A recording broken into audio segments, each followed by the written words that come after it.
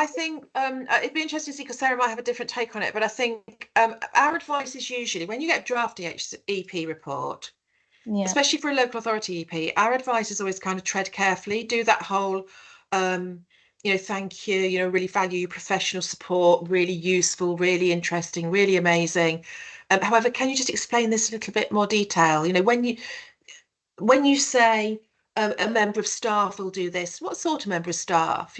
What job title, what experience might they have? And then, oh, could you pop that in? Just question them quite gently, and Right. then ask them to put it in the report. That's kind of our advice at drafting stage when you've got a Mm. draft, because you've got to tread carefully at that stage. This is a doctor of education. If you patronize Yeah. them or go in there heavy at the drafting Mm. stage, you've got a lot to lose. However, where you Yeah. are now, I Mm, think you've got nothing to lose. I would absolutely. go in very differently now, right? And Okay. I would go in and be very confident and know the law. And I would say, look, I know what the law says. We've got a clip in our YouTube channel which might be helpful. I know that the law says that your advice must specify and quantify, and that means explaining what will be provided, by who, how often, for how long, and in what group size. And I know Yeah. you haven't done that, and And I am going to well, appeal. And if necessary, right, I will instruct an independent educational psychologist who will do those things. All right, but Yeah. it's going to make you look pretty bad at tribunal. So Yeah, I'm here exactly. today to work with you, mm, professionally, to see if we can find a middle ground. I'm happy to work with you. I'm going to be realistic. I'm happy to compromise, but it's got to be better than it is now. So come on, what's your best offer? A bit like, it sounds awful, but a bit like, bargaining on a house sale, isn't it? The Yeah. vendor wants this price, you want this price, and you're going to have to work with this person to meet them somewhere in the middle and see if it's good enough. yeah, What do Yeah. you think? What do you think, Sarah? I would also use the blog so that there's a blog that it is words and phrases you don't want in Yes. your Yeah. EHCP. And the other Just thing is to flip it, because they don't expect you to do that. So you can mhm. say, okay, this is lovely. You've given my, you've stated that my child may, could, would, should. How are you going to put that in place? Because you're the professional here. So Yeah. I'd like you to tell me if they actually do need this or they don't, because you've said that they could have it or they might need it or they could benefit from it. Do they need it or do they not? Because this is your professional opinion. And right now, your professional opinion isn't written anywhere here. You're giving me, your feelings that, well, it might help. Does it or Yeah. doesn't it help? Tell me categorically here, because I'm just going to write your response down, because I'd like to know exactly what we're playing with here. Because if my child doesn't need it, why did you write it down in the first place? I can be a bit of a shark at Yeah. me. That's how I would be.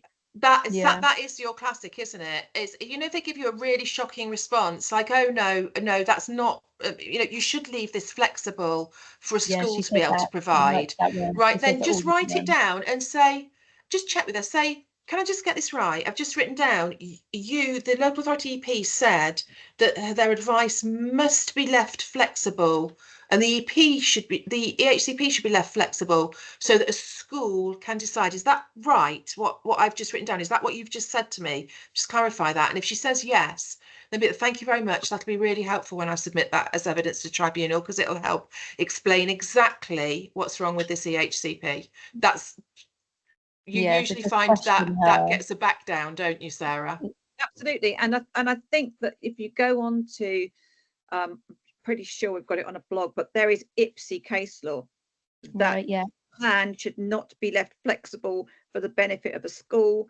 And there's also case law for percentage of support not to be just left dangling in the air. Like the child will have 75% one-to-one throughout the week, school day or whatever. It's got to be specific, because if it's not, the HCP is a document that someone's got to just pick up and go, I know exactly what your child needs and this is what they're going to have.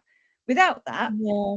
if you're looking at the fact that your child would benefit from something, as we always say, would benefit for lots of things, wouldn't we? But we need to know that the child is going to receive that, not benefit from it. We know that it's very much like, the child requires. Well, requires means need. We know the Yeah. child requires this support because it's in B, the needs section. What we need to see is that the child will be receiving this support. Have, all provide, receive. Yeah. Yeah. And just before Yeah. we move on, because you've got us on our pet topic here, EP reports, we will move on. Just one other thing that I wanted to say is just remember, you get a bit stuck with EP reports between the duty on the EP and the duty on the local authority. It's not the EP's duty to specify and quantify legally. That's the duty of the EHCP, right? The local authority have a legal duty to specify and quantify the provision. How can they do that? Well, the only way they can do that is they're a caseworker. They can't specify and quantify provision. The only way they could do that is by asking their EP for advice. Okay. Right. So the legal duty to specify and quantify is on the LA. Right. You know what the duties are on the EP. I put them on the top of that check that I did for you. But it's the local, you don't just target the EP, it's the local authority need to be asking their EP these questions as well. So they've got to be working together. Yes, because how can the local authority provide a legal plan if their EP provides a woolly report? Yeah. So there is a joint responsibility here. Yeah, and they like to ping pong in it, don't they? The local authority like to say, "Oh, we can't because the EP didn't," and the EP goes, "Oh, I can't because the local authority policy says I can't." Yeah.